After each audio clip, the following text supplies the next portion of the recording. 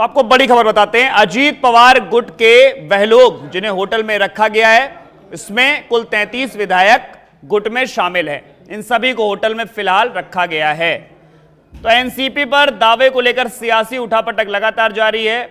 Ajit Pawar versus Sharad Pawar और 33 विधायक अजीत पवार के खेमे में। फिलहाल कोई विधायक इधर उधर ना हो जाए तो होटल में उनको रख लिया गया है।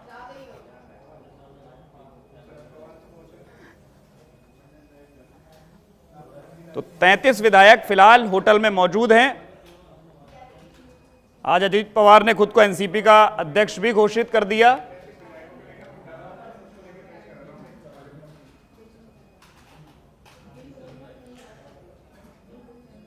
और शरद पवार ने इस पर अजीत पवार को खोटा सिक्का भी बताया।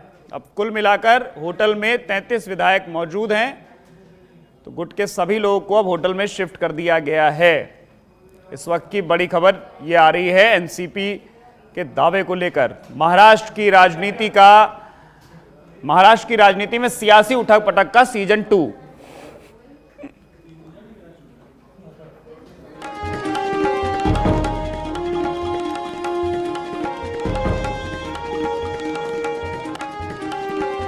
फिलहाल अजीत पवार डिप्टी सीएम बन चुके हैं महाराष्ट्र के, और अब खुद को उन्होंने राष्ट्रीय अध्यक्ष भी एनसीपी का बता दिया है। कुल 33 विधायक उनके गुट में फिलहाल हैं और सभी लोगों को फिलहाल होटल में रखा गया है।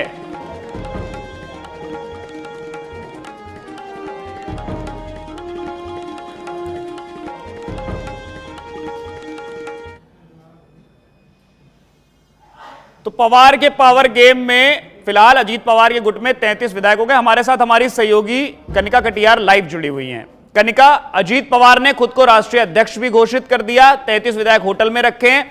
इधर शरद पवार ने उन्हें खोटा सिक्का बताया है।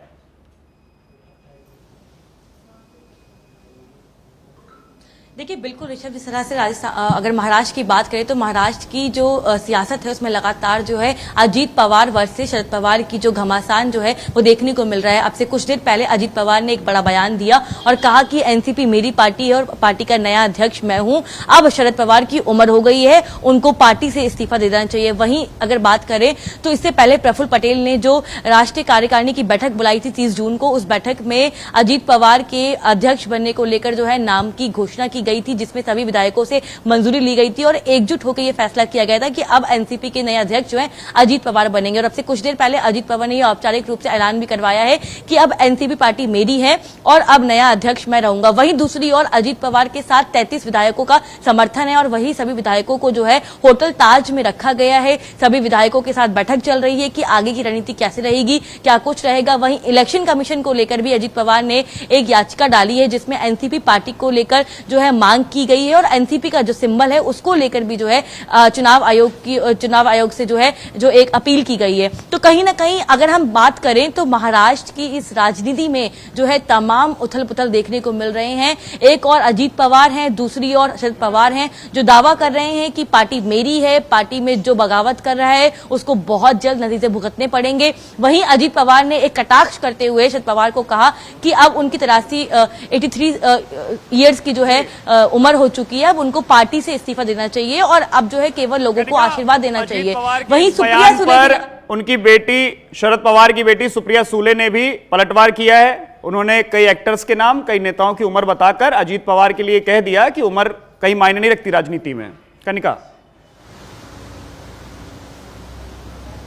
देखिए, बिल्कुल साफ तौर पे जब अजीत पवार ने शरद पवार की उम्र का जिक्र किया और जो है बयान दिया, तो उसके बाद सुप्रिया सुले ने यह बयान दिया कि राजनीति में उम्र का कोई भी पैमाना नहीं होता। उन्होंने फारूक अब्दुल्ला का नाम लिया, उन्होंने अमिताभ बच्चन का नाम लिया और कहा कि ये दो उदाहरण ऐसे हैं जिनकी उम्र ज्यादा है परंतु फिर भी राजनीति में और कहीं ना कहीं इंडस्ट्री में सक्रिय है। वहीं सुप्रिया सुले ने एक और बात करी कि मैं अपने पिता के बारे में कुछ नहीं सुनूंगी, आपको जो कहना है हमें कहिए, हम सुन लेंगे। तो कहीं ना कहीं देखिए, आज आज इस बयान के बाद सुप्रिया सुले जो है सुर्खियों में लगातार जो है देखने को मिल रही है। एक बार फिर से सुप्रिया सुले जो है सुर्खियों में दिख रही है और आज जिस तरह से उन्होंने बयान दिया है तो कहीं ना कहीं जो एक कॉन्फिडेंस लेवल है वो उनके बयानों में दिख रहा है कि आखिरकार अब क्या होगा। अब सबकी निगाहें इसी पर टिकी हुई है कि जिस तरह से अजीत पवार जो है दावा कर रहे हैं कि 33 विधायक उनके साथ हैं, एनसीपी पार्टी उनकी होगी और पार्टी का सिंबल उनको मिलेगा।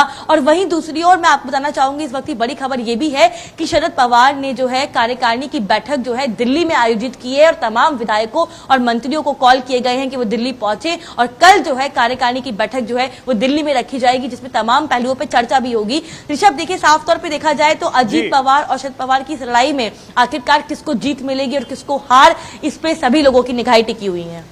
कनिका, सबसे बड़ा प्रश्न यही है कि जब बीते दिनों दोनों गुट ने अपनी अपनी जब बैठक करी थी तो उसमें कुछ लोग ऐसे भी थे जो राजभवन में मौजूद थे लेकिन बाद में शरद पवार के साथ दिखाई दिए और आज 33 विधायक और कुछ 6-7 विधायक करीब ऐसे भी हैं जिन्होंने अभी तक अपने पत्ते भी नहीं खोले हैं कि वो किसकी तरफ जाएंगे।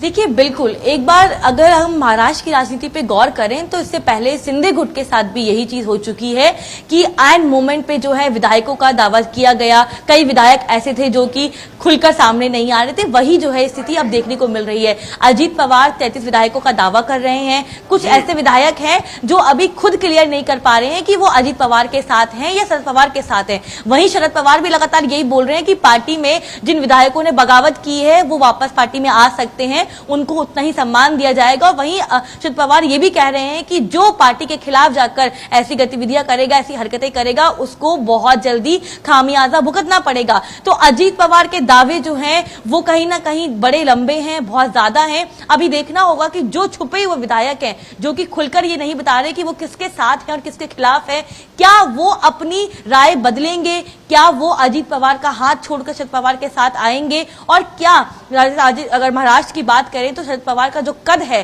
कहा जाता है कि राजनीति में चाणक्य के रूप में शरद पवार हमेशा भूमिका निभाते आए हैं, तो क्या चाणक्य की नीति कुछ और लेकर आएगी, इस सभी बातों पे जो है लगातार सवाल खड़े हैं। अभी देखना होगा कि कल जो दिल्ली में कार्यकारिणी की बैठक होगी उसमें शरद पवार कैसे क्या स्ट्रैटेजी बनाएंगे और किस तरह से आगामी दिनों में एनसीपी किसके हाथ में रहेगी, किसकी पार्टी रहेगी, ये सभी देखने वाली बातें होंगी।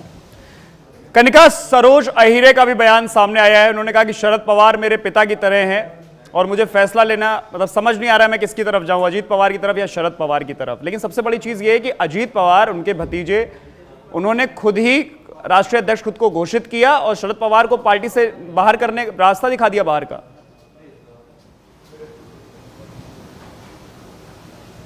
देखिए इस पूरी अगर हम पिक्चर की बात करें तो 3 मुख्य किरदार जो हैं वो अजीत पवार, प्रफुल्ल पटेल और शरद पवार हैं।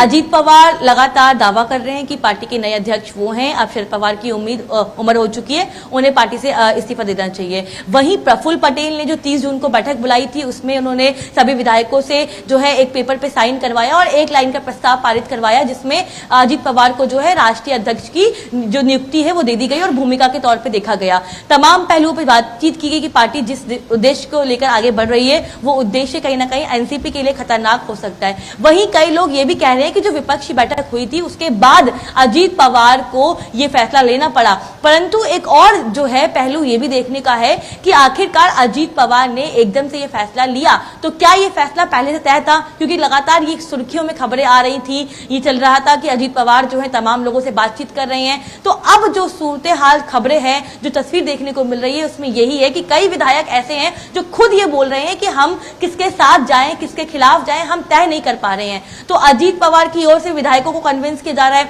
वहीं शरद पवार की ओर से भी लगातार तमाम विधायकों से बातचीत। बिल्कुल कनिका, देखिए अगर कहा जाए तो 40 विधायकों की बात कर रहे हैं, फिलहाल उनके पास 31 विधायक और 4 एमएलसी हैं, तो देखना वाला होगा कि 40 विधायक कब उनके पास होते हैं। बहुत बहुत शुक्रिया आपका इस पूरी जानकारी के लिए।